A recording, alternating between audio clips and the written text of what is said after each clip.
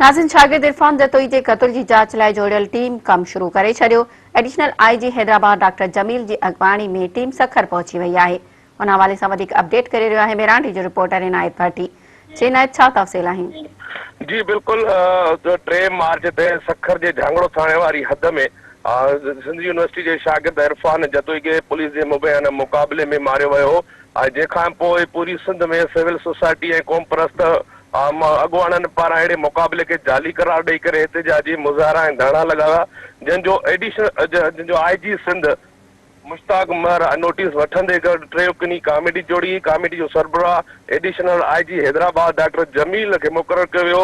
हींअर जेको आहे एडिशनल आईजी डॉक्टर जमील ऐं एसएसपी कश्मोर अमजद शेख जेको आहे सो एडिशनल आईजी सखर जी ऑफिस में पहुता आहिनि, जिते शागिर्द इरफान जतोई जे वारसनि जा कलम जेके बयान आहिनि उहे कलम बंदि कया विया आहिनि। जंहिंखां पोइ एडिशनल आईजी जेका टीम आहे उहा झांगड़ो जिते मुक़ाबलो ॾेखारियो वियो वाक़े वारे हंधि जो पिणु जाइज़ो वरितो आहे ऐं उतां जे पुलिस एहलकारनि मुक़ाबले में हिसो वरितो पिणु उन्हनि जा बि कलम जेके बयान आहिनि उहे बि कलम बंदि कया विया आहिनि। हींअर जेको आहे सो जेको टीम आहे उहा जेको आहे सो ॿीहर वापसि एडिशनल आईजी रवानी थी वई आहे। जी عنايت तव्हांजी महिरबानी।